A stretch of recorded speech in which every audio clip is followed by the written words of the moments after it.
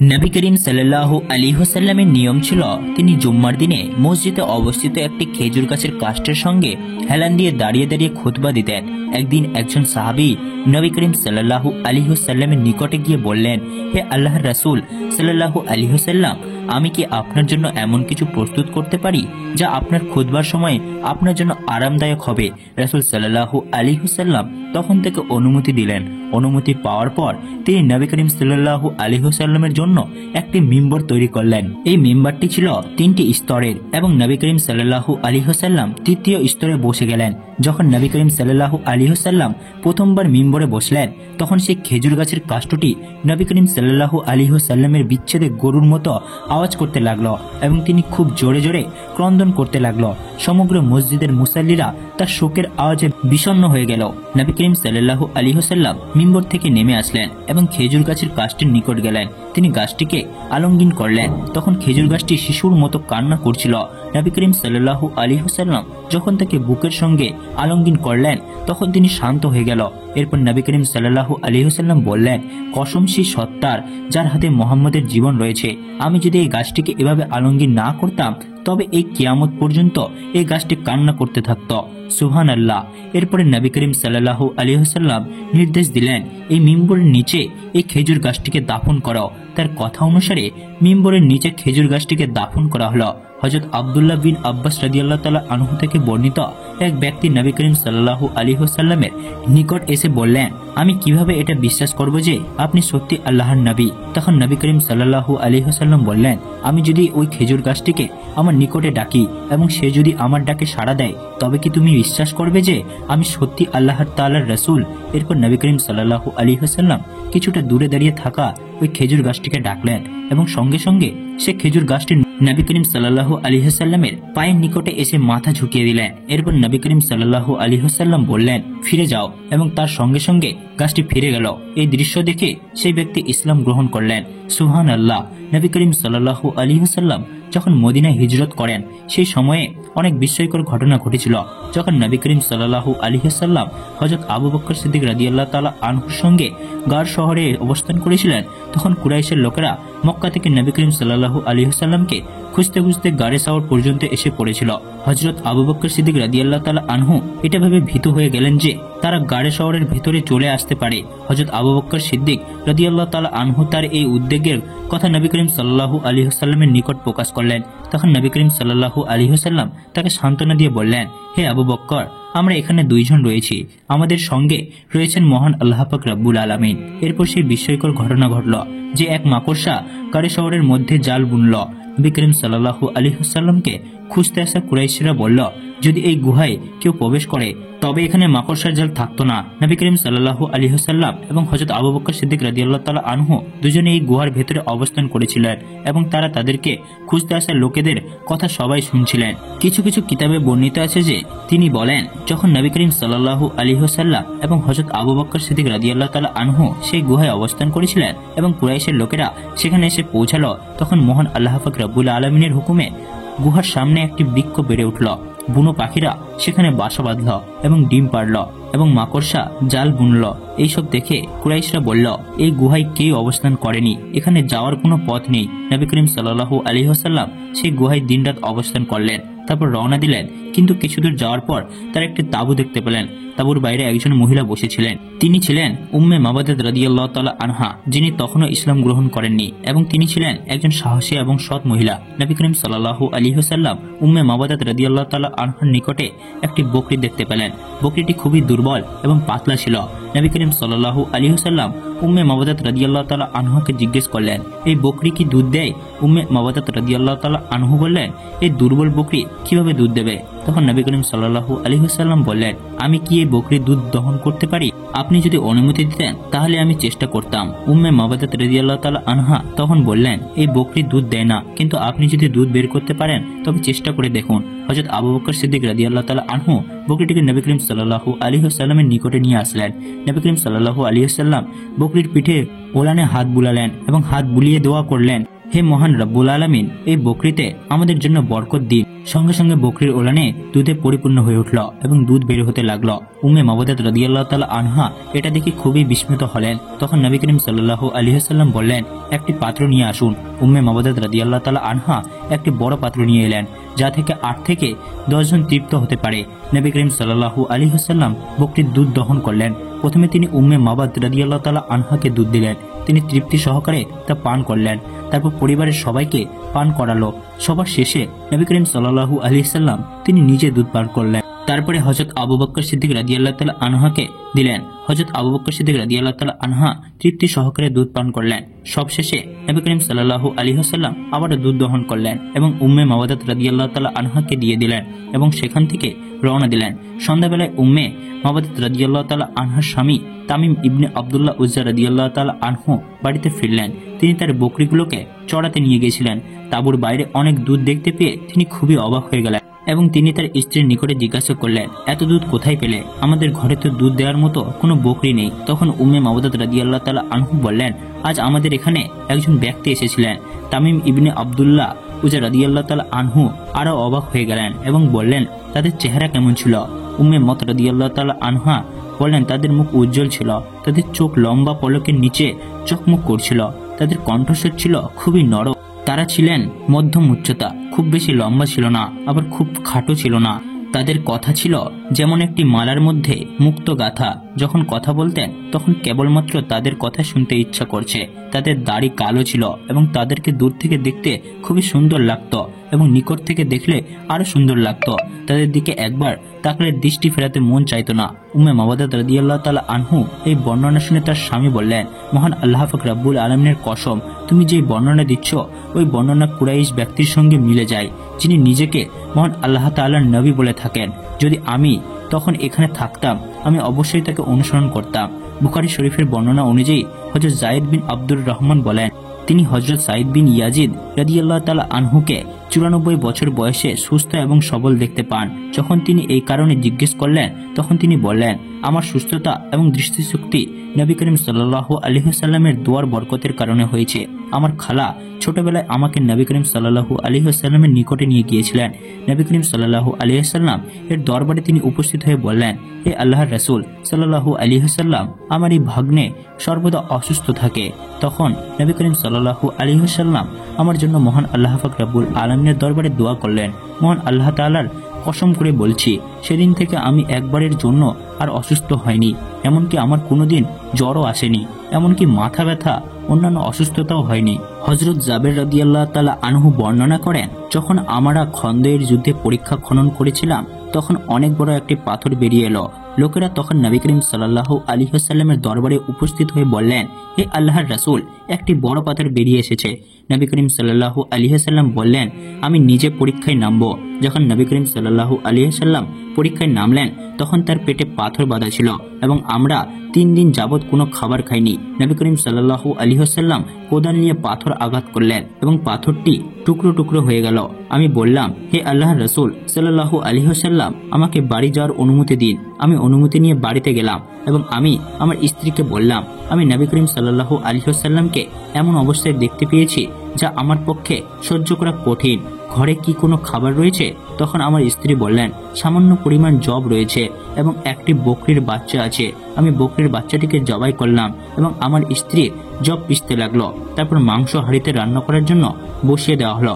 আমি নবী করিম সাল্লাল্লাহু আলাইহি ওয়াসাল্লামের নিকট ফিরে গেলাম এবং বললাম, হে আল্লাহর রাসূল সাল্লাল্লাহু আলাইহি ওয়াসাল্লাম, আমি আপনার জন্য খাবারের ব্যবস্থা করেছি, আপনি কয়েকজন সাহাবীকে সঙ্গে নিয়ে আসতে পারেন। তখন নবী করিম সাল্লাল্লাহু আলাইহি ওয়াসাল্লাম বলল, তুমি কি পরিমাণ খাবারের ব্যবস্থা করেছো?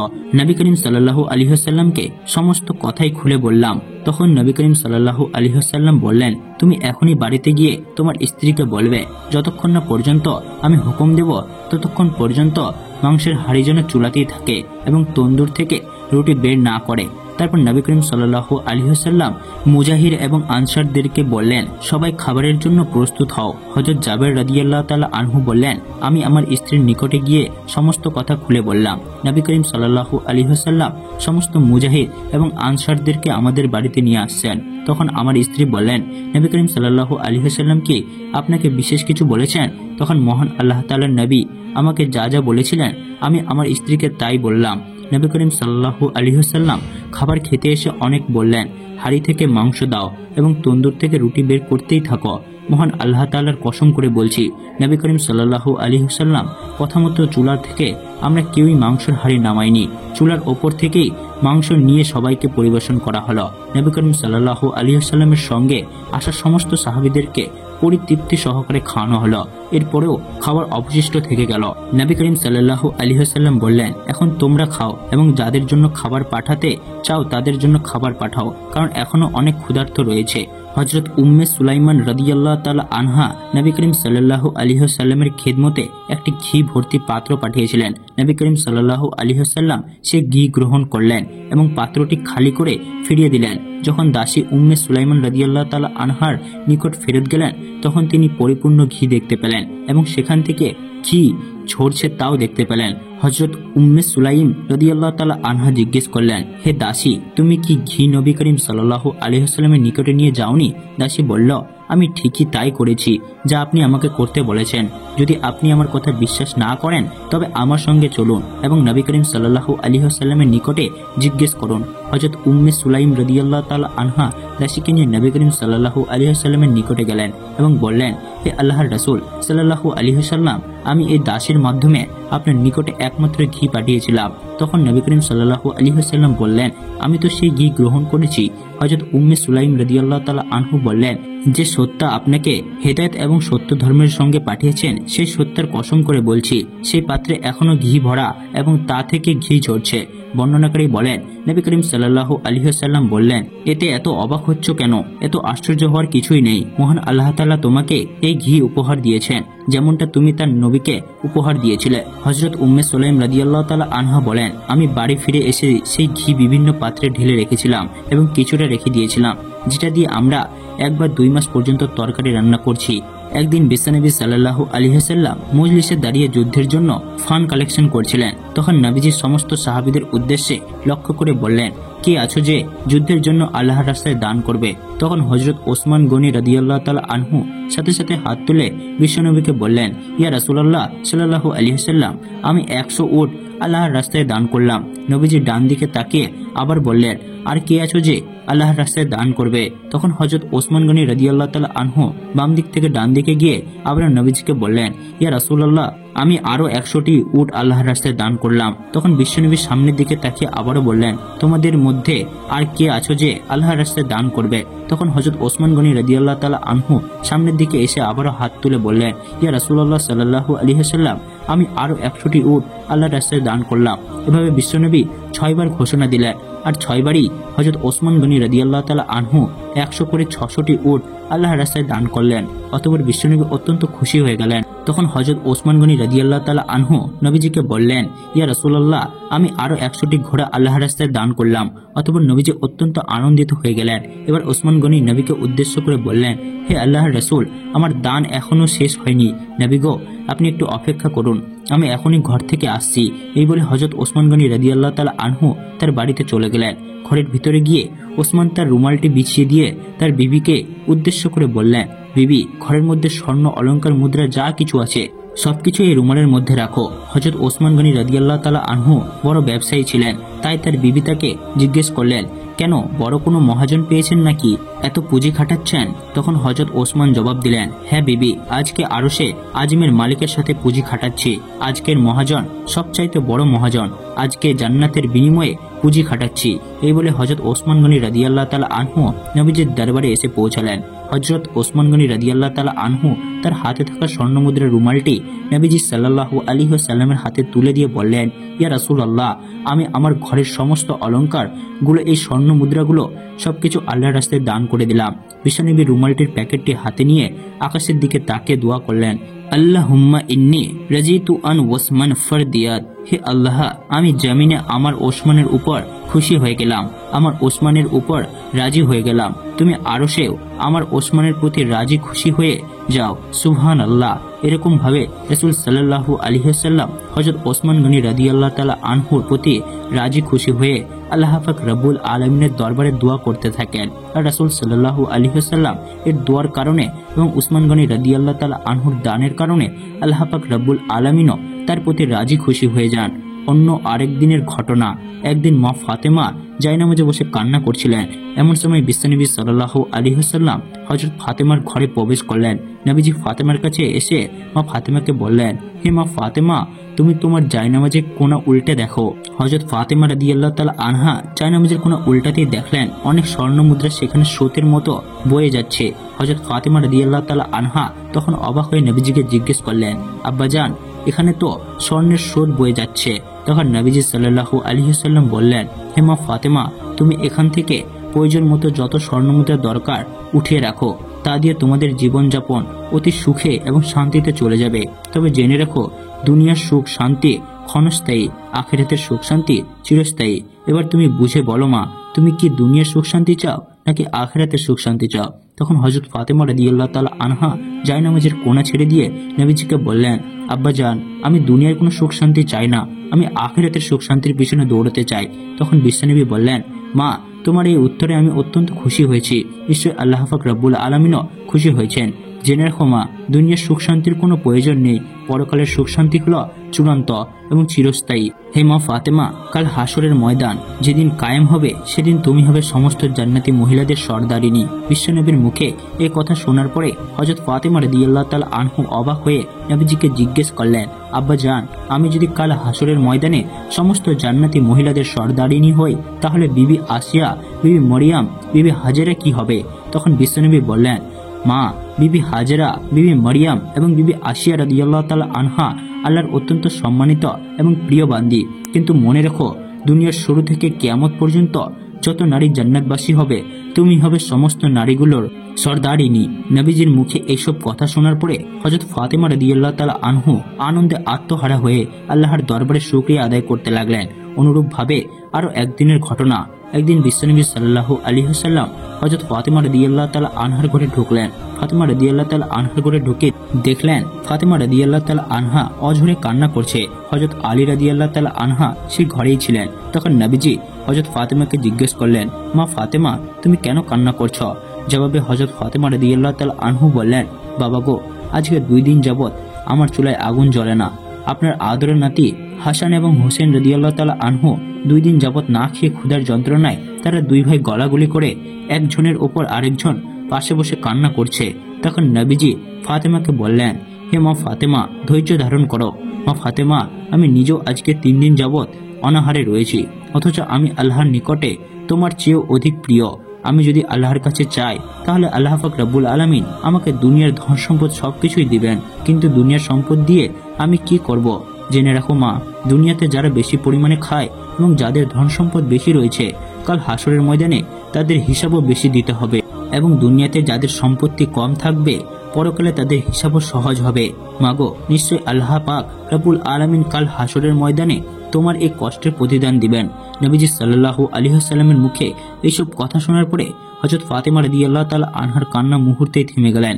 তারপর হযরত মুহাম্মদ সাল্লাল্লাহু আলাইহি ওয়াসাল্লাম হযরত আলী রাদিয়াল্লাহু তাআলা আনহুকে এবং হযরত ফাতেমা রাদিয়াল্লাহু তাআলা আনহুকে বললেন, তোমরা শোনো, তোমাদেরকে আমি এমন একটি আমল দিয়ে যাচ্ছি, যে আমলটি তোমরা নিয়মিত পালন করবে। আল্লাহ পাক রব্বুল আলামিন তোমাদের ঘরে অনেক রহমত এবং বরকত প্রতিষ্ঠিত করবেন এবং তোমাদের অভাব দূর হয়ে যাবে। তখন ফাতেমা রাদিয়াল্লাহু তাআলা আনহা নবীজিকে বললেন, ইয়া রাসূলুল্লাহ, আপনি আমাদেরকে সেই আমলটি শিখিয়ে দিন। তখন বিশ্বনবী তাদেরকে বললেন, তোমরা প্রতি 5 ওয়াক্ত নামাজের পরে 33 বার সুবহানাল্লাহ, 33 বার আস্তাগফিরুল্লাহ এবং 34 বার আল্লাহু আকবার বলে পাঠ করবে। এই বলে বিশ্বনবী ফাতেমা রাদিয়াল্লাহু তাআলা আনহার ঘর থেকে বের হয়ে গেলেন। তার কিছুদিন পর হযরত আলী রাদিয়াল্লাহু তাআলা আনহু কিছু সাহাবীদের কাছে গিয়ে বলতে লাগলেন, আমি আল্লাহর নামে শপথ করে বলছি, বিশ্বনবী সাল্লাল্লাহু আলাইহি ওয়াসাল্লাম যেদিন থেকে আমাদেরকে একটি আমল শিখিয়ে দিয়েছিলেন, আমরা সেদিন থেকে যে আমলটি নিয়মিত পাঠ করে আসছিলাম এবং সেদিন থেকে আমাদের ঘরের সমস্ত অভাব দূর হয়ে গিয়েছে এবং আল্লাহর রহমত ও বরকত আমাদের উপর বর্ষিত হচ্ছে। এই কথা শুনে একজন সাহাবী হযরত আলীকে জিজ্ঞেস করলেন, হে আলী, আমরা কি শিখতে পারি সেই আমলটি, যে আমলটি নবীজি সাল্লাল্লাহু আলাইহি ওয়াসাল্লাম তোমাদেরকে শিখিয়ে গিয়েছে? তখন হযরত আলী রাদিয়াল্লাহু তাআলা আনহু ওই আমলটি সমস্ত সাহাবীদেরকে শিখিয়ে দিলেন। প্রিয় দর্শক, ভিডিওটিকে ভালো লাগলে অবশ্যই একটি লাইক এবং সাবস্ক্রাইব করবেন এবং আপনাদের প্রিয়জনের সাথে ভিডিওটি অবশ্যই শেয়ার করবেন এবং আমাদের নবীজির যে আমলগুলো শিখিয়ে দিয়েছেন তার উপর কায়েম থাকবেন। আজকের মতো এখানেই, খোদা হাফেজ।